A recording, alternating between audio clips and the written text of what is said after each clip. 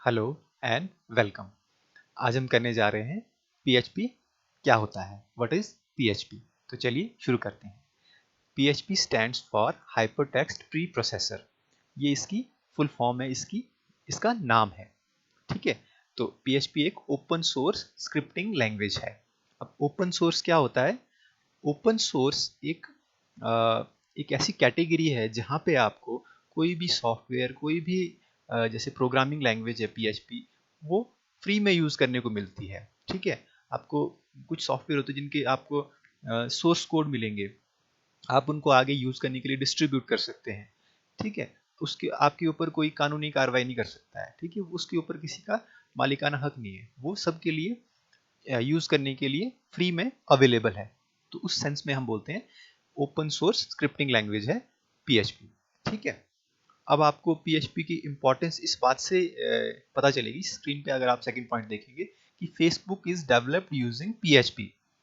तो पीएचपी इतनी powerful language है कि फेसबुक जो वेबसाइट है वो पीएचपी को यूज करके बनाई गई है। मैं पावरफुल इसलिए कह रहा हूँ क्योंकि अगर आप देखेंगे फेसबुक पे लाखों करोड़ों लोग फेसबुक को यूज करते हैं, तो इतने सारे लोगों का डेटा हैंडल किया जा रहा है, तो आपको हैरानी होगी कि पीएचपी फ्री लैंग्वेज है बट इतनी पावरफुल है कि वो फेसबुक जैसी वेबसाइट में जो इतना ह्यूज अमाउंट का डेटा होता है उसको हैंडल करने की कैपेबिलिटी रखती है।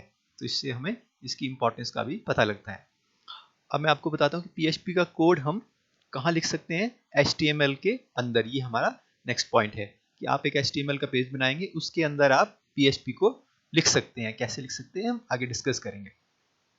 और जब आप उस फाइल को सेव करेंगे तो अगला पॉइंट क्या कहता है कि आप डॉट पीएचपी एक्सटेंशन का यूज करेंगे। एक्सटेंशन क्या होता है? जैसे आपने एमएस वर्ड का डॉक्यूमेंट सेव करना है तो आप डॉट डीओसी का यूज करते हैं। आपने कोई टेक्स्ट फाइल सेव करनी है तो आप डॉट टीएक्सटी यूज करते हैं उस नाम के आगे, है ना।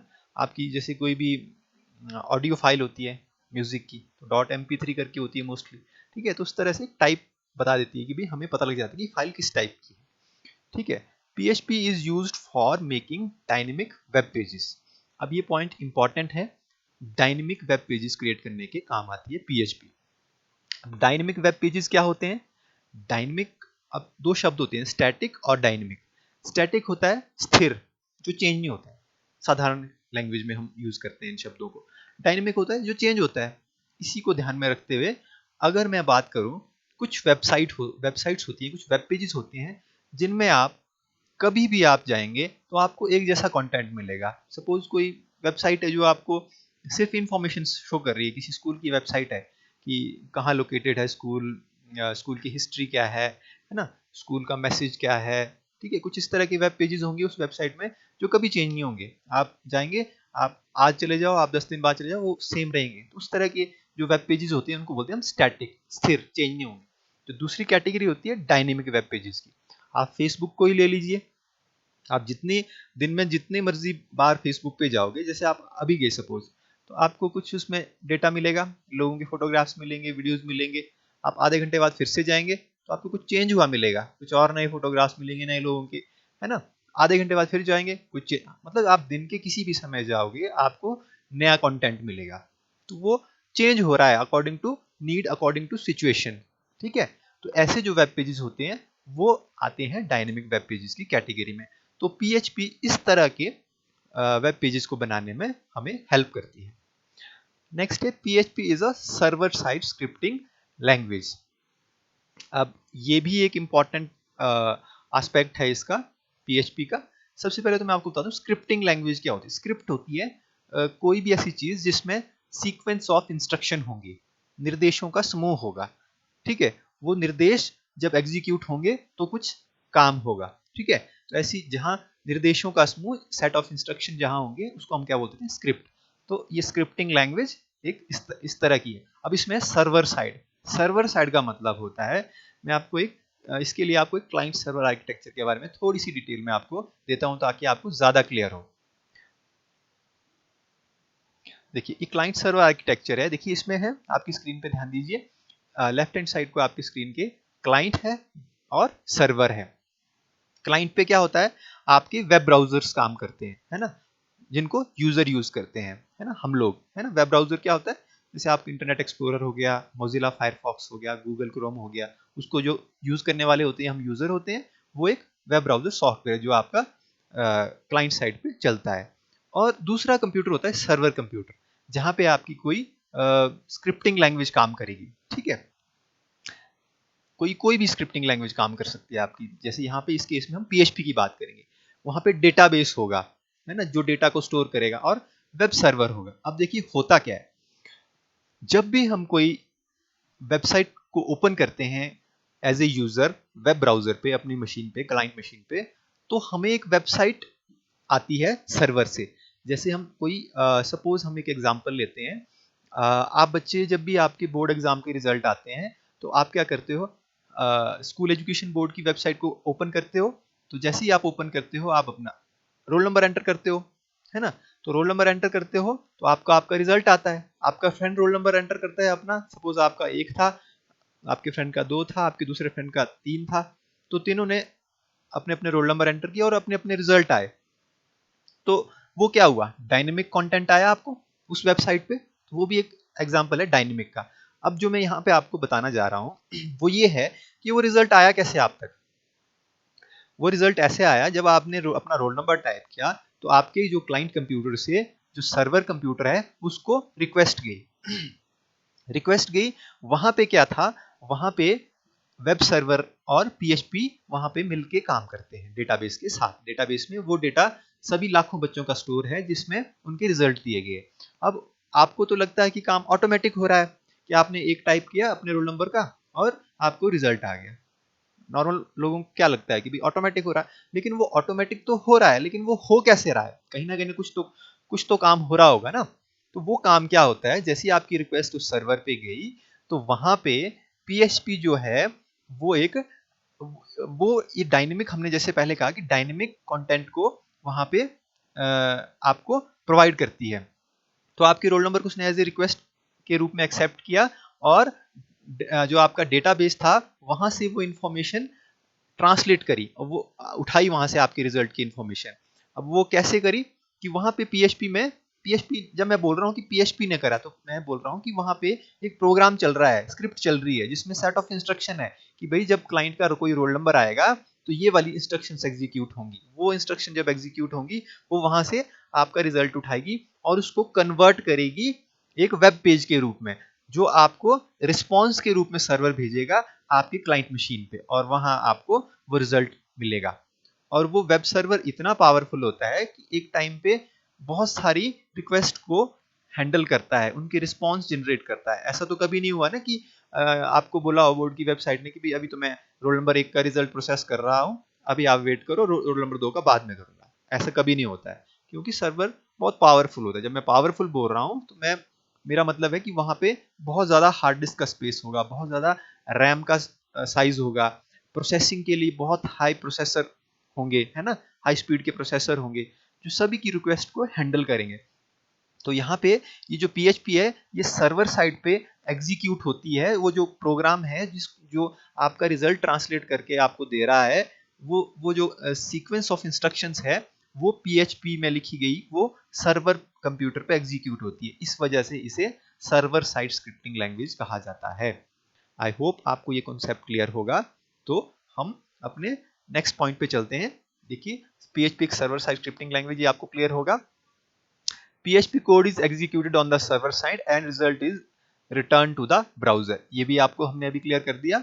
नेक्स्ट पॉइंट है PHP is alternative to Microsoft's ASP। अब Microsoft's ASP क्या है? Microsoft एक कंपनी है, ASP एक लैंग्वेज का नाम है जो कि सेम काम करती है जो आपकी PHP करती है। वो भी एक सर्वर साइड स्क्रिप्टिंग लैंग्वेज है, बट फर्क क्या है? फर्क वो है जो मैंने आपको पॉइंट नंबर 1 में बताया था, जो फर्स्ट पॉइंट है हमारा कि ओपन सोर्स है PHP। जो ये ASP है ये ओपन सोर्स नहीं है, ये माइक्रोसॉफ्ट कंपनी की बनाई हुई है, और इसे यूज करने के लिए आपको पैसे पे करने पड़ेंगे। आप इसको फ्री में यूज नहीं कर सकते, ना ही किसी को आप फ्री में यूज करने के लिए दे सकते। अगर आप ऐसा करोगे तो आपके अगेंस्ट कानूनी कार्रवाई हो सकती है। तो ये एक बहुत इंपॉर्टेंट इसका फीचर है PHP का कि ये फ्री है। नेक्स्ट पॉइंट है PHP runs on various platforms. अलग अलग तरह के प्लेटफॉर्म को सपोर्ट करती है। आप विंडोज चला लो, विंडोज ऑपरेटिंग सिस्टम, कोई भी आप विंडोज 7 चला लो, 8 चला लो, 10 चला लो, ये सब पे चलेगी। इसके अलावा आप लाइनक्स ऑपरेटिंग सिस्टम पे कर लो, यूनिक्स पे कर लो, मैक पे कर लो, जिस मर्जी ऑपरेटिंग सिस्टम पे आप चला लो, पीएचपी उस पर चलेगी। जब मैं प्लेटफॉर्म की बात कर रहा हूँ तो मैं ऑपरेटिंग सिस्टम की बात कर रहा हूँ यहाँ पे, कि किसी भी ऑपरेटिंग सिस्टम को सपोर्ट करती है। नेक्स्ट है PHP is compatible with almost all servers use today.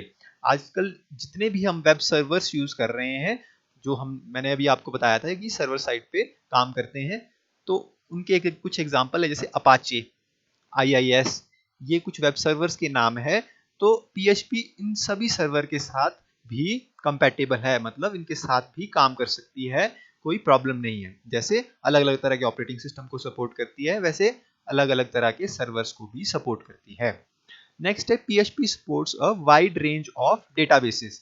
अब देखिए कितनी ये एक अच्छी प्रोग्रामिंग लैंग्वेज है कि अलग अलग तरह के ऑपरेटिंग सिस्टम को सपोर्ट करती है, अलग अलग तरह के वेब सर्वर को यूज करती है, और अलग अलग तरह के डेटाबेसेस को भी यूज करती है।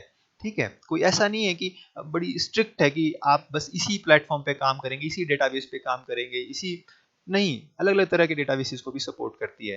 ठीक है, जनरली हम इसे MySQL के साथ यूज करते हैं, जो वो भी एक ओपन सोर्स सॉफ्टवेयर है, डेटाबेस। ठीक है, तो इसके अलावा भी वो जो अलग तरह के डेटाबेस है दूसरे, उनके साथ भी कंपैटिबल है। तो इसीलिए एक बहुत अच्छी प्रोग्रामिंग लैंग्वेज है, सॉरी वेब डेवलपमेंट लैंग्वेज है। PHP is free and download it from www.php.net। आप इसको इनकी जो ऑफिशियल वेबसाइट है यहाँ से डाउनलोड कर सकते हैं फ्री में। PHP script start. अच्छा, अब बात करते हैं PHP को। मैंने आपको स्टार्टिंग में बताया था कि HTML के अंदर लिखते हैं। अंदर हम कहाँ लिखते हैं, कैसे लिखते हैं, तो हम ये एंगल ब्रैकेट स्टार्ट करते हैं। जहां पे भी हमने PHP का कोड HTML में स्टार्ट करना है, एंगल ब्रैकेट लगाएंगे, क्वेश्चन मार्क का सिंबल यूज करेंगे, उसके बाद PHP कीवर्ड लिखेंगे, और उसके बाद एंड में क्वेश्चन मार्क लगाएंगे और एंगल ब्रैकेट क्लोज करेंगे। इसके बीच में, इन दो स्टार्टिंग और एंडिंग पॉइंट्स के बीच में आप जितना मर्जी कोड, जितनी मर्जी लाइनें, जितनी मर्जी सेट ऑफ इंस्ट्रक्शन, हम जिस भी तरह से इस बात को कहना चाहें आप लिख सकते हैं। जो मैंने कहा था ना कि सेट ऑफ इंस्ट्रक्शन एग्जीक्यूट होती है सर्वर पे, तो यहाँ आप जितनी मर्जी सेट ऑफ इंस्ट्रक्शन लिखो वो आप यहाँ पे लिख सकते हैं, आपके ऊपर कोई पाबंदी नहीं, बट आपको ये स्टार्टिंग और एंडिंग पॉइंट देने पड़ेंगे। तो चलिए हम इसका एक प्रैक्टिकल एग्जाम्पल करके देखते हैं कि ये एक्चुअल में काम कैसे करती है। यहाँ मैंने PHP की एक फाइल क्रिएट कर रखी है। आप अगर देखेंगे गौर से, यहाँ HTML का ये कोड है, यहाँ से स्टार्ट हो रहा है, यहाँ पे आपका खत्म हो रहा है। इसके बीच में मैंने कहा था कि हम ये question mark PHP angle bracket के साथ स्टार्ट करेंगे और क्वेश्चन मार्क एंगल ब्रैकेट के साथ क्लोज करेंगे। इसके बीच में हम जितनी मर्जी इंस्ट्रक्शंस जो हैं PHP में लिख सकते हैं।